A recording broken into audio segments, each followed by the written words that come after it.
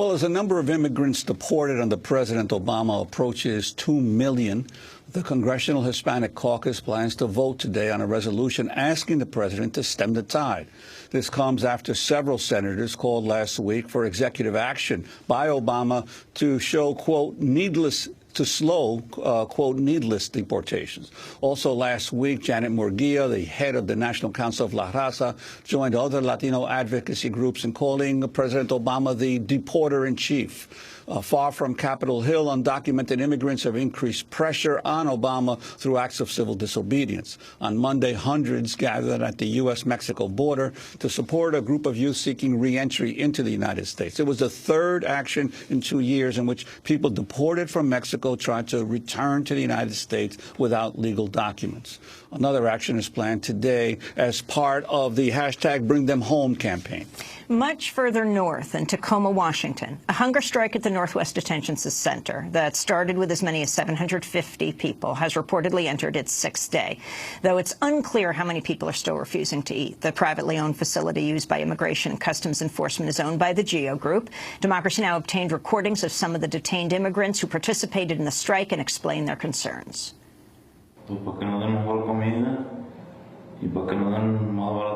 So that they give us better food, so that they give us lower prices than what they sell here in the commissary, and so that they stop the deportations. I'm hoping we can get some support from all the people who are listening, because don't believe what you hear. Life in here is not very easy. They have us here working for $1 a day. We work for 4 hours, 5 hours sometimes, for just $1. Well, our main goal was to bring to light the situation with the immigration reform, which is it's just being talked about, but there's really no changes happening. So we felt like, we have to do our part to speak up and say something.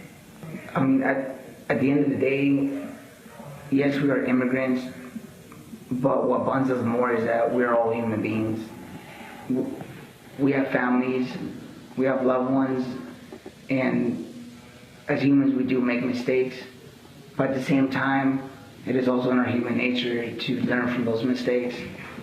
And all we ask is just an opportunity to fight for our lives, which is here, since we've invested so much time into this great country. Earlier this week, immigration authorities said some of those on hunger strike were under medical evaluation. The detainees told Democracy Now! They'd face threats of force feeding.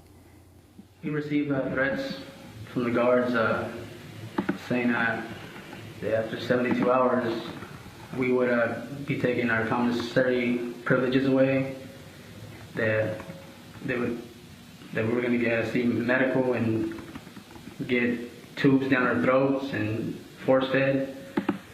And I'm not an animal, I have to say that, and all of us that are here, it's a cruel way to just grab somebody and put them down and put a tube down their throat. Like, we're here to fight our immigration cases to get back to our families. We're not here to be tortured and threatened by these officers.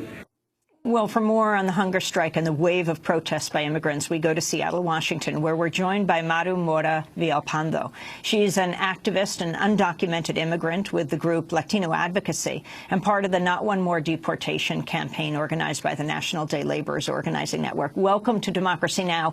Give us the latest on the hunger strike. How many people are still participating, Maru? Thank you. Good morning. We don't know. We don't have exact numbers. It's really difficult to assess due to the retaliation strategies that ICE has imposed.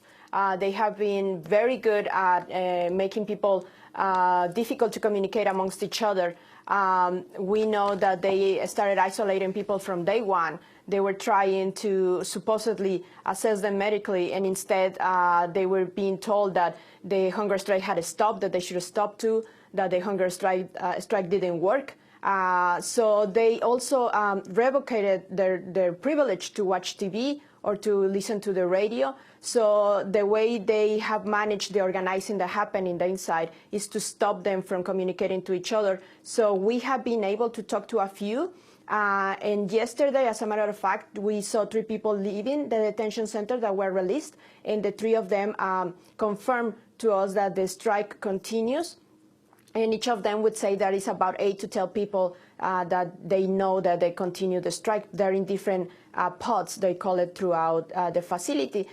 For us, it's not so much anymore about the numbers, but it's about how ICE is being retaliating. And instead of taking the opportunity of these whistleblowers coming forward and saying these are the conditions that this private corporation has imposed to us in making profit out of our misery, instead ICE has decided to retaliate against them. And Maru, could you talk about this this private company, GEO, that is actually running this center and not only getting paid by the government to house the detainees, but is also paying them $1 a day to work while they're in there? Yes, this corporation is one of the top 5 around the world to run private prisons. They have 98 facilities around the world.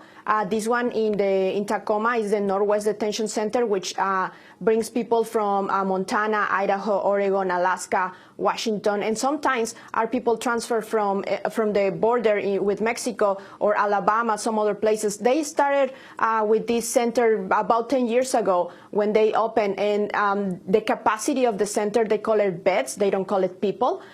They started with about between 300 to 500 people capacity, has grown to a 1,600 people capacity. They claim right now to have only 1,300 people inside. They charge between $120 to $160 per day per person, so just do the math. And when they charge that to the federal government, that includes me paying for my own future incarceration in this center. Inside the center, they call it, quote unquote, a volunteer work program. So people that are inside can choose to work in the kitchen, laundry facilities, or janitorial services. So GEO Incorporated not only saves money by not hiring regular employees, but they only pay $1 a day. And that's been the case since they opened so many years ago. People are working between 4 to 5 hours, in some instances more. We know that some years back, 150 people wanted to strike also to do a hunger strike because they hadn't been paid for over 30 days. Maru, we only have a minute to go, but I wanted to ask why you're willing to speak out so publicly and say that you're undocumented. You risk arrest. I do.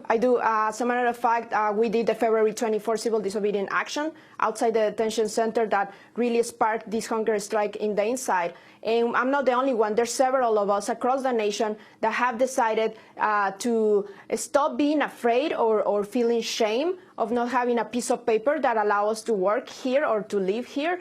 But we rather want to make sure that people know that it's the government the one that should be ashamed of having created a mass incarceration system by having criminalized so many of us, 11 million, that some years back people will talk about saying that we're undocumented. And now we're only 9 million pretty much left because Obama administration has decided to banish us from this country. And I'm doing this for my daughter. I'm doing this for the daughters and sons of so many other people. And I'm doing this exactly the same reason why the hunger strikers had put their lives on the line, their own health on the line, because they kept repeating this to us every time. We're doing this for our families, for everybody that is in detention centers across the nation right now, and for all immigrants outside there, so they can see that they're not alone. And as long as Obama doesn't take his work to be done, he always told us, yes, you can. Well, now we're saying to him, yes, he can and he should do this. And he always told us to make me, so now we're making him do this. This is, for us, important that this deportation stop right now, that the fair action is granted to everybody that is undocumented in the country right now, because we cannot rely on Congress to actually do the right thing. They haven't done it. We know they won't. We've been used by them as a pawn in their political campaigns and their political work. And we are here for our families, and we're willing to risk everything because these are human rights, and that's why we're doing this, and we're here for their strikers. For being with us. Maru Mora Villalpando is an activist, undocumented immigrant. She's with the group Latino Advocacy, part of the Not One More Deportation campaign organized by the National Day Laborers Organizing Network, speaking to us from Seattle, Washington. We'll continue to follow that hunger strike at the detention